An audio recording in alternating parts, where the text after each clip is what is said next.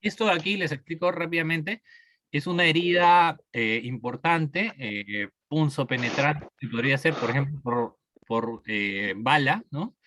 O por un objeto que perforó, empaló a la víctima en un accidente vehicular, en fin, y que es muy difícil de controlar con un procedimiento regular. Entonces, ¿qué vamos a hacer?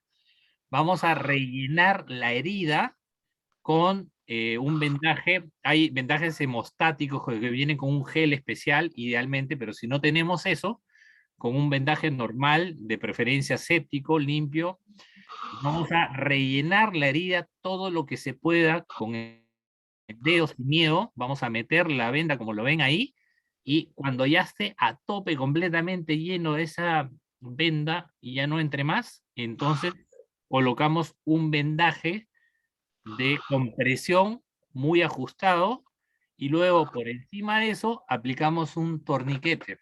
Eso debería parar prácticamente cualquier hemorragia.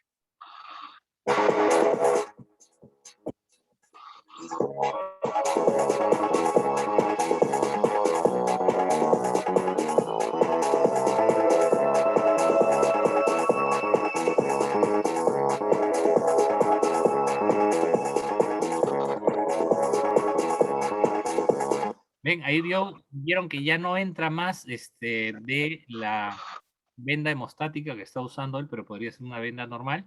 El resto lo deja encima para que sirva de tapón, y de ahí va a proceder a ajustarlo, ¿no?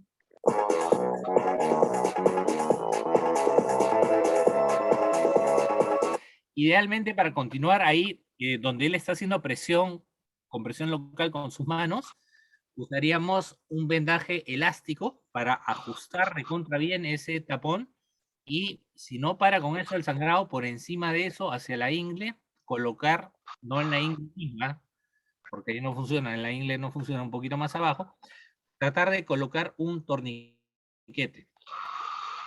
Ok, entonces, por favor, hay un micro abierto por ahí, si pueden silenciar todos, por favor. Listo. Y vamos a ver otro de control de hemorragias, que es un poquito más completo, y será súper específico. Vamos a ver.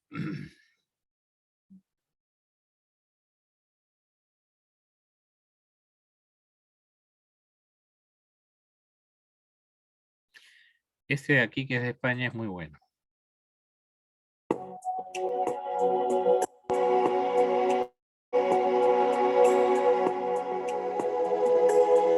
Hoy hemos venido, fijaros, al Consejo de Enfermería. Estamos en un aula en vez de en la calle. ¿Para hablar de qué? Para hablar de accidentes. Accidentes en el trabajo, te caes, o se cae alguien por las escaleras, se hace un raspón en el codo, o mucho más. Estás estas navidades cortando jamón y típico corte, ¿no? ¿Cuántas veces lo hemos oído, no? Un corte en la mano profundo, sangrado abundante, accidente de tráfico. ¿Cuántas veces hemos hablado ya de accidente de tráfico, politraumatismos, fracturas abiertas? O un día estás haciendo deporte, jugando al fútbol sala con tus amigos y te caes y te haces un raspón en la herida, o con la bicicleta. Hola amigos, soy Alejandro Blanco Aoiz. Hoy vamos a hablar de las hemorragias.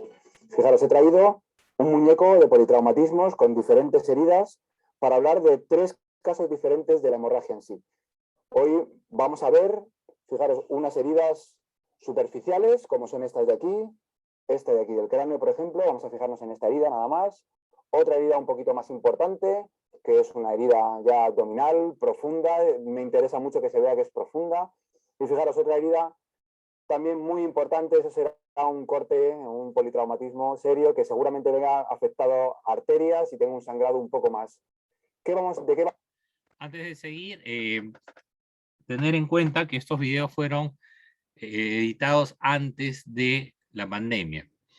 Igual que el que vieron del enfermero español para RCP IDEA, no están utilizando las medidas de bioseguridad para COVID-19. Recuerden que sin eso no pueden intervenir. O sea que primero, antes que nada, tienen que tener su EPP completo, debidamente colocado, ajustado, y recién se acercan a la víctima. Vamos a hablar de la gradualidad del sangrado. Esta técnica, estas técnicas de hemostasia, de control de la hemorragia, es una de las técnicas más importantes de la emergencia, porque es uno de los casos que más frecuentemente vais a ver.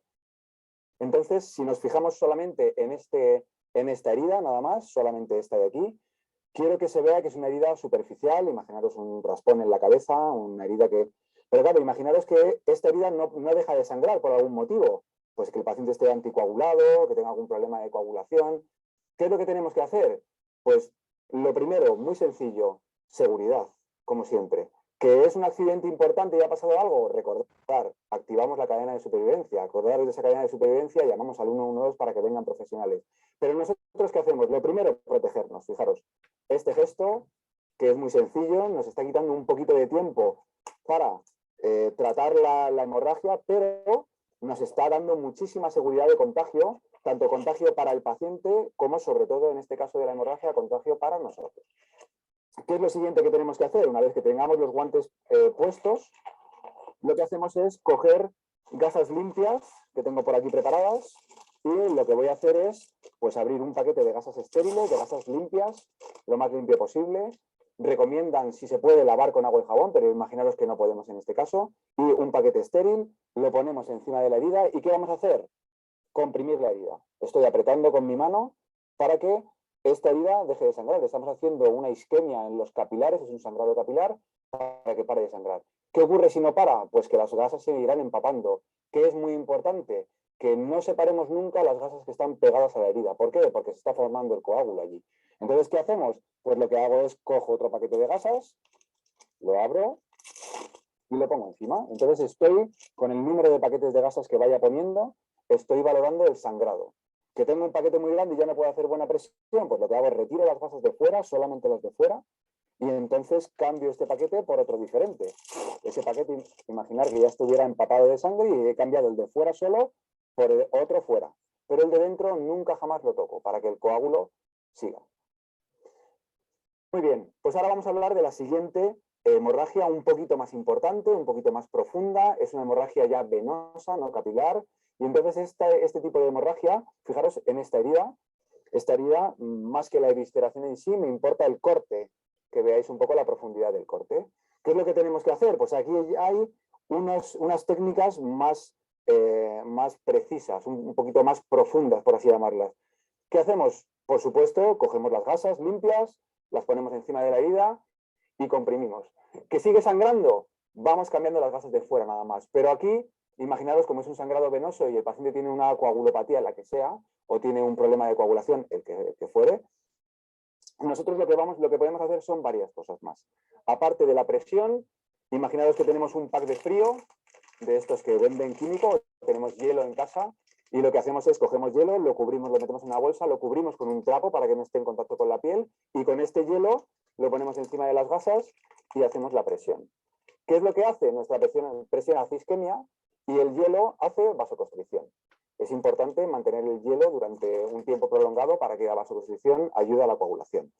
¿Qué otra cosa podemos hacer? Esto ya es un poco más de profesionales. Pues fijaros, lo que podemos hacer es tener un suero o una sustancia donde podamos, estéril por supuesto, agua destilada, lo mejor es suero fisiológico, donde podamos echar una ampolla de un hemostático, el mejor por excelencia es la adrenalina, y echaríamos la ampolla en la irrigación y encima de estas gasas, mojaríamos las gasas por encima con esta ampolla de adrenalina que es vasoconstrictora química. ¿Y qué está haciendo?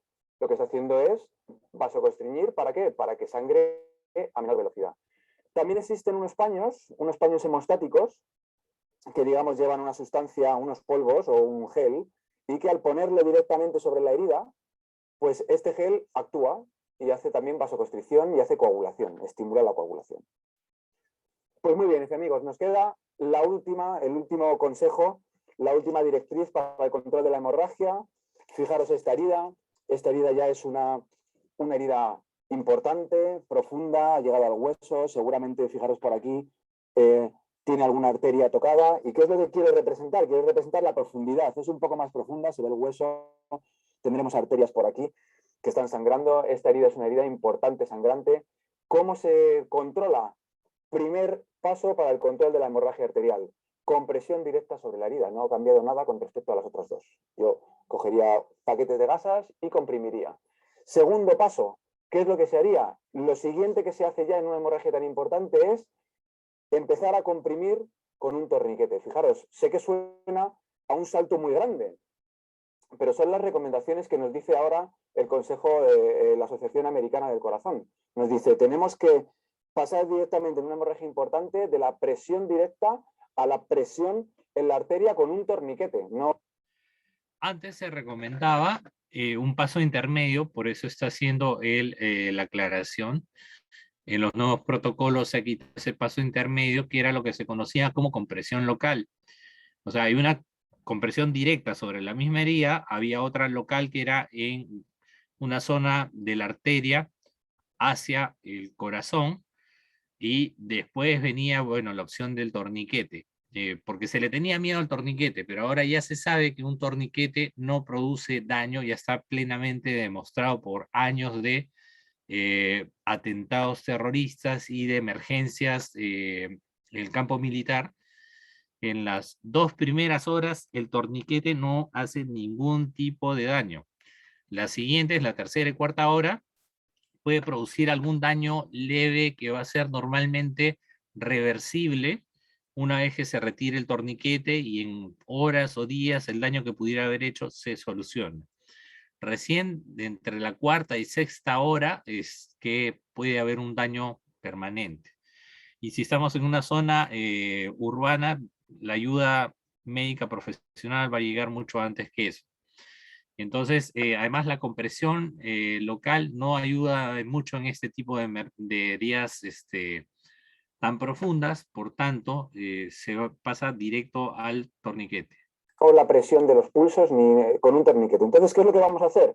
Lo que vamos a hacer es, si tuviéramos cualquier tipo de cinta, cuanto más ancha sea la cinta mejor. ¿Por qué? Pues para intentar no dañar tejidos, ni músculos, ni sobre todo nervios.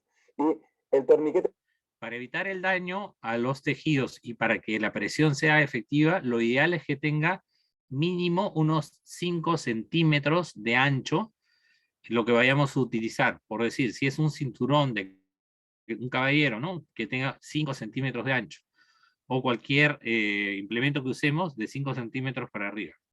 Más sencillo con una venda elástica como esta es una venda flexible que hace cierta fuerza. El torniquete más sencillo es vendar la pierna, darle una vuelta de venda a la pierna, y una vez que tenemos dado una vuelta de vendaje a la pierna, lo que vamos a hacer es ir dándole vueltas al mismo sitio hasta que consigamos que el sangrado pare. ¿Qué estamos haciendo? Pues lo único que estoy haciendo es vendar en forma de círculo. Fijaros, no estoy haciendo nada más. ¿Esto qué hace? Cada vuelta que yo le doy está ejerciendo una presión, igual le tengo que dar 30 vueltas y al final acaba de sangrar, para de sangrar. Otra manera muy sencilla, fijaros. Una recomendación sobre esa técnica es si hacen el torniquete con una venda, de preferencia que no sea elástica, porque si no va a ser muy difícil hacer una muy buena presión y uniforme. Ahora, si utilizan una venda elástica o la que fuera, tienen que ajustar ahí. Por efectos del video no lo está haciendo con mucha presión, pero realmente se debe hacer mucha presión. En el caso de los torniquetes, una de las recomendaciones es que se debe hacer el torniquete hasta que le duela al paciente. Menos de eso, difícilmente va a controlar una hemorragia masiva arterial, ¿no? Muy sencilla para los profesionales. Un esfingomanómetro de la presión. ¿Esto para qué sirve? Esto sirve cuando tomo la tensión, tiene un globito por dentro que se va hinchando con esta pera, y ¿qué hace? Lo que hace es cortar el paso de la sangre a través de la arteria. ¿Qué hago con mi esfingomanómetro? Lo pongo en la pierna o en el brazo. Si me queda un poco justo como este, puedo coger una venda y darle vueltas por encima. Vamos a hacerlo, que tengo una bendita por aquí. Cojo una bendita. Imaginaos que me ha quedado un poquito justo, pues lo que hago es reforzarlo con una venda para que cuando lo hinche no se suelte. ¿Vale?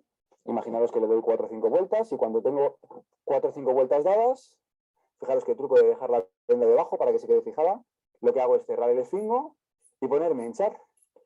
Si encima pongo el balón por la parte de la arteria, que está por aquí, pues seguramente cuando empiece a hinchar le daré presión a la arteria y poco a poco iré viendo que el sangrado para. Esto es un torniquete y es muy importante en el torniquete, casi lo más importante del torniquete es apuntar la hora exacta en la que se aplica.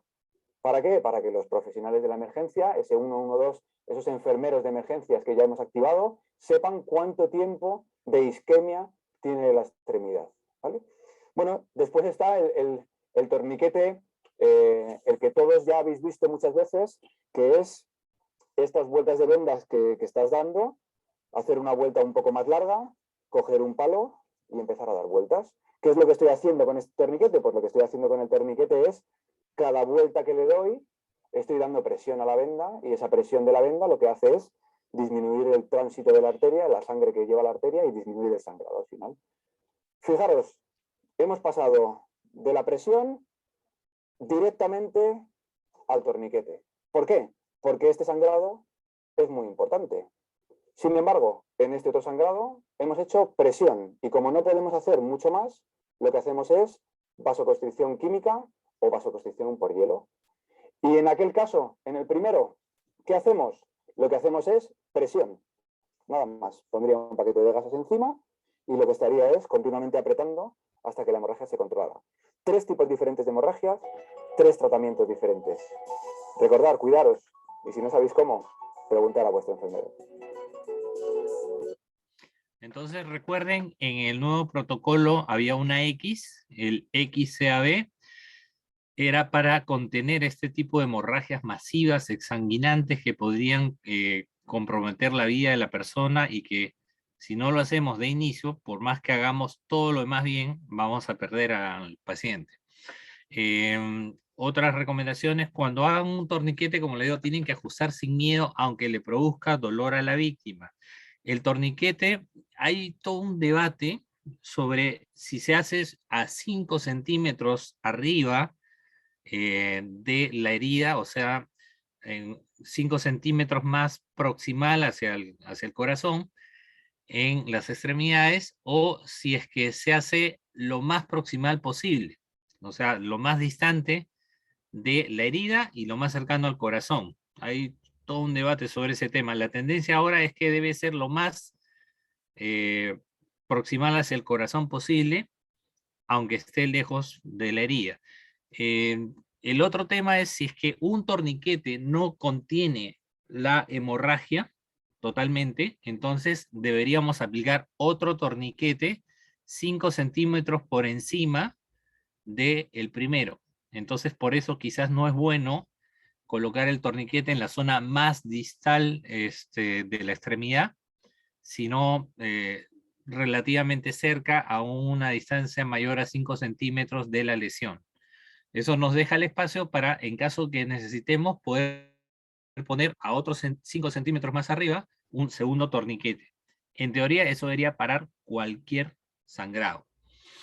¿Qué más necesitan saber sobre control de hemorragias? Básicamente, el tema de la adrenalina. Recuerden que personal de salud profesional puede aplicar medicamentos, y el resto tenemos que abstenernos de eso. Por más de que no vayan a inyectárselo, se lo están aplicando a una herida mayor con vasos mayores involucrados, y entonces eso va a entrar probablemente parte del torrente sanguíneo. Ok, entonces eso es todo con el tema de hemorragias.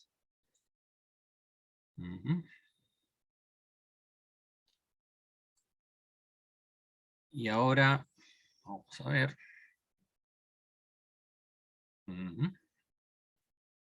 Posición lateral de recuperación.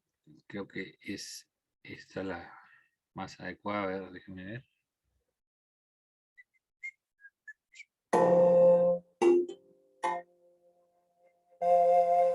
Ajá. Esto es un video de la Cruz Roja y la Media Luna Roja Internacional, que son el mismo organismo, pero uno para el mundo, digamos, cristiano y el otro el mundo musulmán, de la posición lateral de seguridad o de recuperación.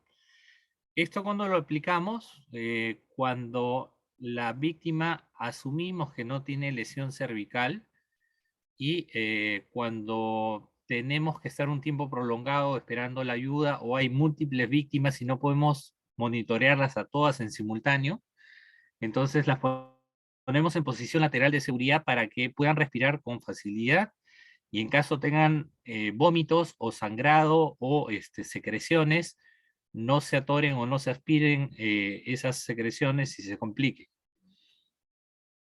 Entonces ahí va el video. Con este video aprenderás cómo hacer que una persona en estado inconsciente respire normalmente. Lo voy a regresar.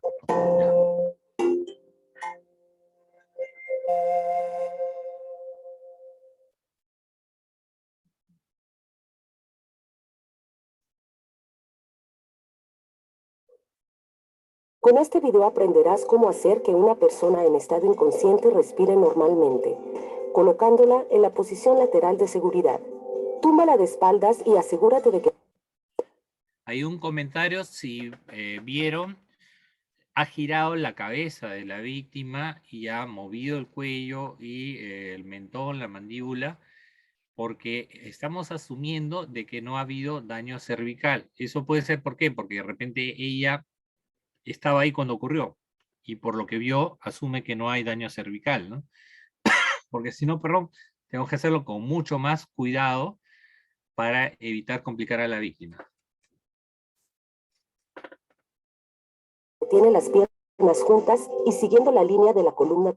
Ese movimiento que ha hecho para cerrar las piernas, háganlo más lento también, más despacio, y cuando lo realicen, tomen las piernas por los tobillos y traccionen ligeramente. Igual se acercan los brazos al cuerpo para alinearlos, para empaquetar al paciente, para inmovilizarlo. Traccionen de la muñeca, una tracción ligera, no demasiado fuerte, y eso permite que si hubiera una fractura, los huesos, las astillas, no vayan a cortar vasos sanguíneos o dañar nervios, porque cuando ustedes ejercen una ligera tracción, se alinea nuevamente el hueso en su posición natural, ¿no? Pero tampoco demasiado fuerte porque pueden causar daño. Vertebral. Agáchate a su lado. Acerca el brazo de la víctima a tu cuerpo lo máximo posible, doblándolo en un ángulo recto. Coloca el dorso de su otra mano contra su oreja a tu lado. Coloca la palma de tu mano sobre la suya y mantente en esta posición. Toma la pierna que queda más alejada de tu posición, colocando tu mano libre tras su rodilla y levántala, manteniendo su pie clavado en el suelo. Gira a la víctima tirando de su pierna hasta que su rodilla toque el suelo. Retira tu mano sin mover la cabeza de la víctima. Dibuja un ángulo recto con su pierna. Abre su... Voy a retroceder para aclarar aquí algo. Miren cómo con su mano y el propio brazo y la mano de la víctima sostiene la cabeza y el cuello para que cuando gire todo se mueva en bloque como un solo paquete. Esa es la intención de esta parte de la maniobra. Alejada de tu posición, colocando tu mano libre tras su rodilla y levántala, manteniendo su pie clavado en el suelo. Gira a la víctima tirando de su pierna hasta que su rodilla toque el suelo. Retira tu mano sin mover la cabeza de la víctima. Dibuja un ángulo recto con su pierna. Abre su boca con una mano sin que su cabeza se mueva. Cúbrela y vigila el estado en el que se encuentra, prestando especial atención a su respiración hasta que lleguen los servicios de emergencias. Antes de realizar la maniobra, si la víctima está tumbada boca arriba y respira con normalidad, no la muevas. Gira únicamente su cabeza hacia un lado. Ok, entonces voy a volver a pasar todo el video ya de corrido para que se entienda mejor la maniobra sin interrupciones. Recuerden que esta maniobra la pueden aplicar cuando hay múltiples víctimas, por ejemplo, un accidente de una combi o un ómnibus, y a cada víctima la colocan en esa posición y luego se desplazan a la siguiente y van a estar ustedes rotando para ver cómo va el progreso de la víctima para que no se complique. En esos casos, en accidentes con múltiples víctimas, hay que aplicar obviamente procedimiento de triaje para determinar la prioridad de la atención y quienes requieren más o menos cuidado y el empleo de más recursos para tratar de salvar la mayor cantidad de vidas. ¿Ok? Entonces, vamos a comenzar de nuevo el video.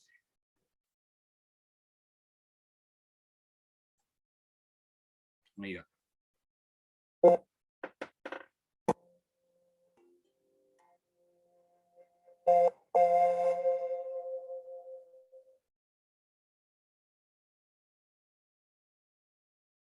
Con este video aprenderás cómo hacer que una persona en estado inconsciente respire normalmente, colocándola en la posición lateral de seguridad. Túmbala de espaldas y asegúrate de que tiene las piernas juntas y siguiendo la línea de la columna vertebral. Agáchate a su lado. Acerca el brazo de la víctima a tu cuerpo lo máximo posible, doblándolo en un ángulo recto. Coloca el dorso de su otra mano contra su oreja a tu lado. Coloca la palma de tu mano sobre la suya y mantente en esta posición. Toma la pierna que queda más alejada de tu posición, colocando tu mano libre tras su rodilla y levántala, manteniendo su pie clavado en el suelo. Gira a la víctima tirando de su pierna hasta que su rodilla toque el suelo. Retira tu mano sin mover la cabeza de la víctima. Dibuja un ángulo recto con su pierna. Abre su boca con una mano sin que su cabeza se mueva. Cúbrela y vigila el estado en el que se encuentra, prestando especial atención a su respiración hasta que lleguen los servicios de emergencias. Antes de realizar la maniobra, si la víctima está tumbada boca arriba y respira con normalidad, no la muevas. Gira únicamente su cabeza hacia un lado. Ese último consejo, si la víctima ustedes la encuentran echada, boca arriba, por más que esté inconsciente, pero está respirando, no la muevan, porque hay que evitar cualquier manipulación y movimiento del cuerpo de las víctimas que sea innecesario. Solo girar la cabeza hacia un lado para que los fluidos puedan caer por gravedad en caso de vómitos o saliva, secreciones. ¿Ok? Plin, plin, plin. Listo.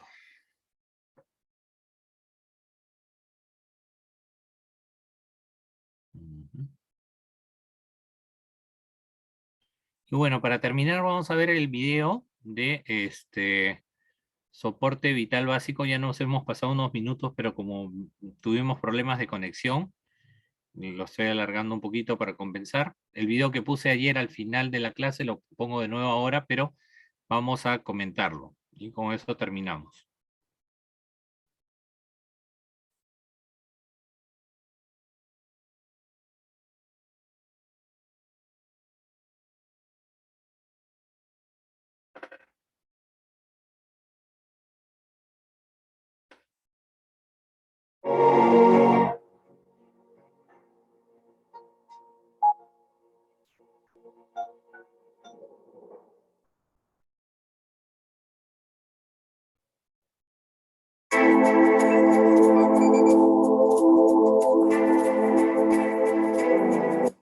Recuerden que ayer les dije de que aquí en este video, a pesar de que es muy bueno, hay un error por ahí. No sé si se dieron cuenta, pero ahora lo vamos a marcar. El masaje cardiorrespiratorio es una técnica que tiene que sustituir la actividad mecánica del corazón para conseguir llevar sangre con oxígeno al cerebro y al propio corazón. El reconocimiento correcto de la parada cardiorrespiratoria es fundamental, no solo para argumentar las acciones que vamos a llevar a cabo después con la víctima, sino para poder informar correctamente a la ayuda que tenemos que solicitar.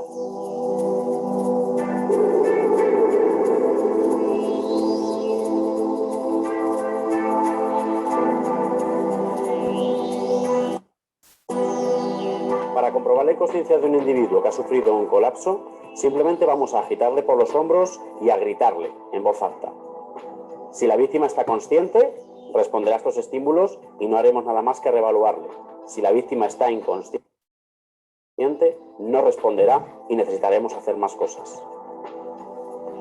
Oiga, oiga, oiga.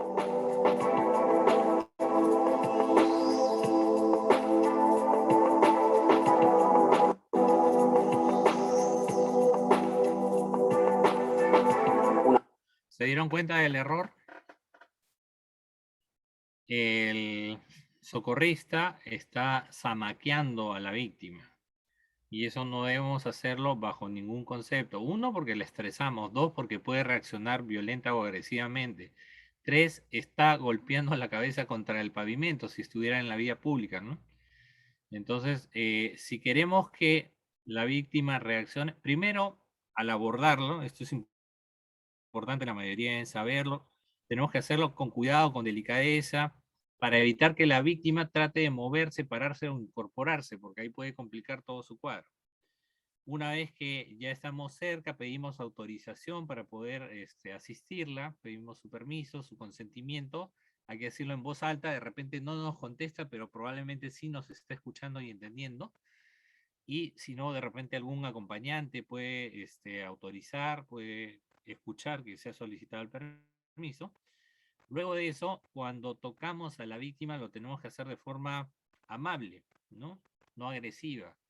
Y si es que no hay respuesta ya a los comandos de voz, a las instrucciones, y aparentemente está semiconsciente o inconsciente, podemos ahí ir subiendo el tono de voz y recién hablar muy alto para no asustarla, estresarla. Eso toma segundos nada más, obviamente. Y también, si hacemos, queremos que reaccione por el contacto físico, no lo vamos a hacer de esa forma tan violenta. Lo que hacemos es, le apretamos el hombro con una mano y vamos aumentando la presión hasta que haya una respuesta. Si es que no responde a una presión ya intensa, entonces no hay respuesta al dolor, quiere decir de que la persona está inconsciente, ¿no? Seguimos. Una vez comprobada que la víctima está inconsciente y pedido la ayuda correspondiente, pasaremos a comprobar que nuestra víctima respira con normalidad. Un 40% de las víctimas de parada cardiorrespiratoria respira de forma irregular durante los primeros minutos de la parada. Después de comprobar la inconsciencia, comprobamos si nuestra víctima respira. Para eso vamos a abrir la vía aérea mediante la maniobra frente-mentón. Acercarnos a la víctima y comprobar con un ver, oír y sentir si la víctima respira. Vemos cómo el pecho se levanta, escuchamos y sentimos cómo la víctima respira. Ante una víctima inconsciente, pero que está respirando con normalidad, a priori la colocaremos en posición lateral de seguridad. Únicamente en caso de sospecha de politraumatismo o traumatismo cervical, la dejaremos en la posición en la que la encontré.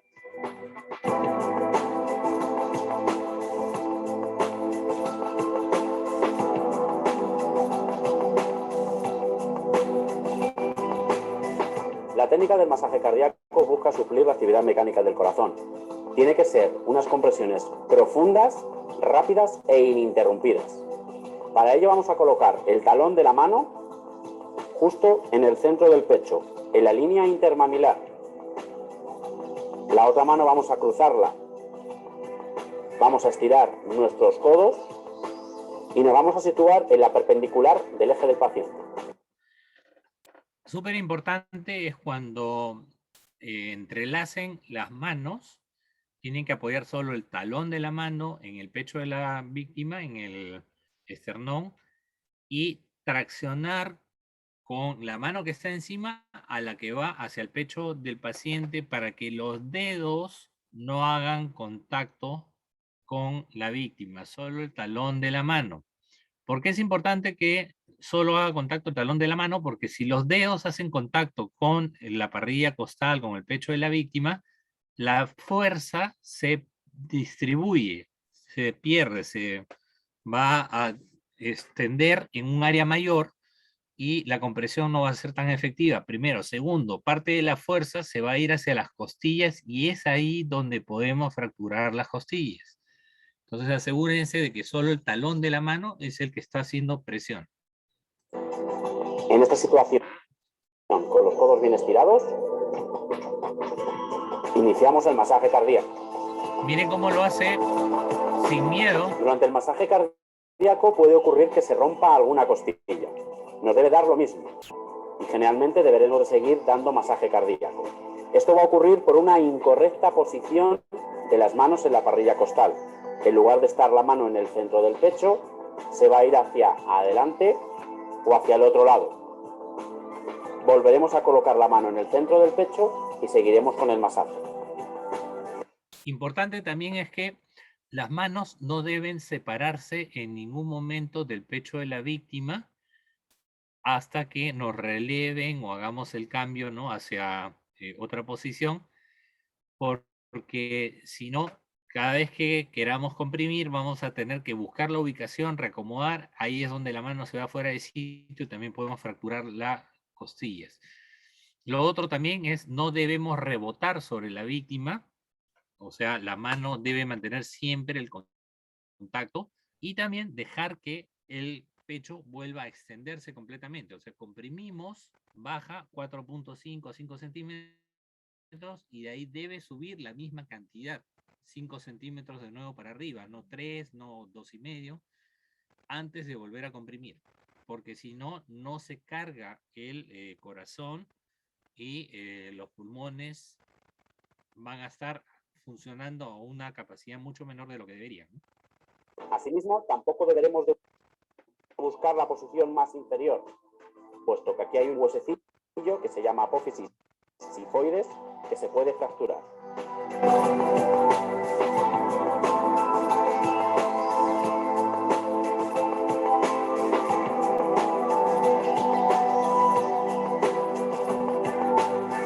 La ventilación artificial o llamada también ventilación boca a boca, sirve para reoxigenar la sangre del individuo en la RCP. Consiste en introducir nuestro aire en los pulmones de la víctima. Para ello tendremos que, primero, permeabilizar la vía aérea con la maniobra frente-mentón. Segundo, ocluir las fosas nasales de la víctima. Y tercero, insuflar el aire. Maniobra frente-mentón.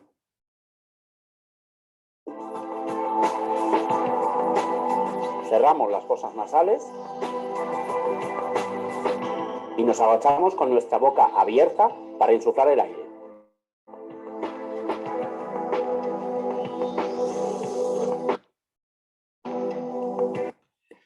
Recuerden que la maniobra frente-mentón solo se utiliza cuando asumimos que no hay daño cervical, porque si no vamos a producir daño en la médula espinal. Si es que tenemos que abrir la vía aérea y sospechamos la posibilidad de compromiso en la zona cervical, lo que hacemos es traccionar desde los lados, estando ubicados nosotros por detrás de la víctima, ¿no? Y vamos a hiperextender la mandíbula haciendo uso de nuestras manos a los lados de la cara de la víctima. No hacemos ya la maniobra frente-mentón ante la sospecha de daño cervical.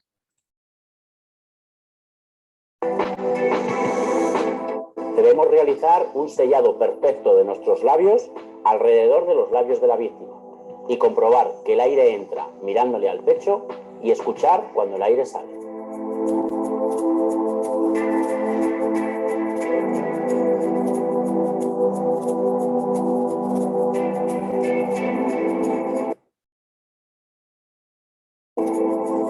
El desfibrilador externo semiautomático o automático es el único aparato capaz de devolver el latido cardíaco espontáneo a la víctima de una parada cardíaca. Funciona de una manera totalmente autónoma. Lo único y más complicado de manejar en este aparato es la colocación de los parches. Como ven, tienen unos dibujos muy significativos. De tal forma que lo vamos a colocar sobre la víctima en la parrilla costal izquierda. Y lo vamos a colocar en la parte superior derecha. Basta con encenderlo y hacer caso de las instrucciones sonoras y visuales que nos indican. Mantenga la calma y siga las instrucciones de voz. Llame ahora al 112. Si el paciente está inconsciente y no respira, destape su pecho para aplicar los electrodos.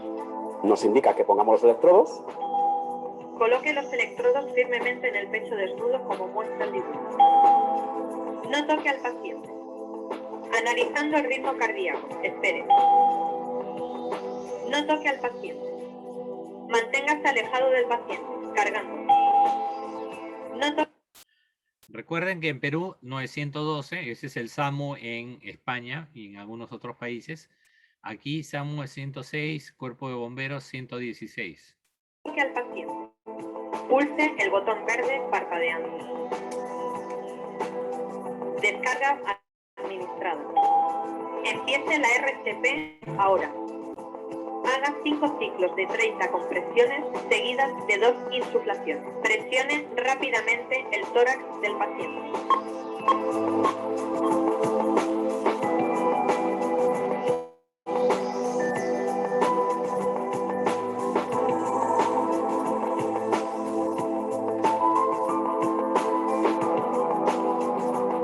Vean ahí cómo la presión es profunda, es con fuerza.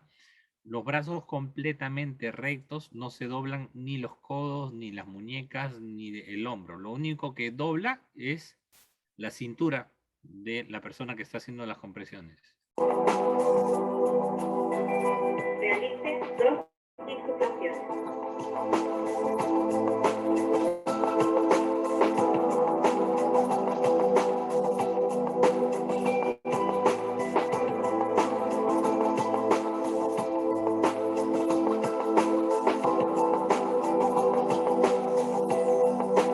El desfibrilador va a analizar cada 2 minutos el ritmo cardíaco. En alguna ocasión nos puede decir que no es necesario desfibrilar. No toque al paciente.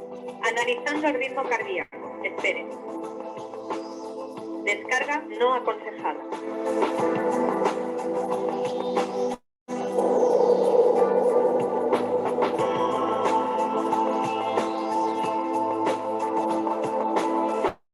Una vez que hemos visto las técnicas en modo individual, vamos a intentar hacer una simulación completa de lo que es un soporte vital básico. Bueno, aquí voy a detener el video porque ayer ya lo vieron completo y además, como les decía, RCP no era parte integral de este curso, pero sí era necesario revisar algunas cosas, entre otras por los cambios que había en los protocolos, ¿no? Del 2015 al 2017, 2019 y 2020. Ok, entonces con esto estaríamos terminando el curso. Hemos hecho un poquito más de 2 horas, descontando los minutos que se perdieron por la conectividad. Y estamos ahorita abiertos para las preguntas.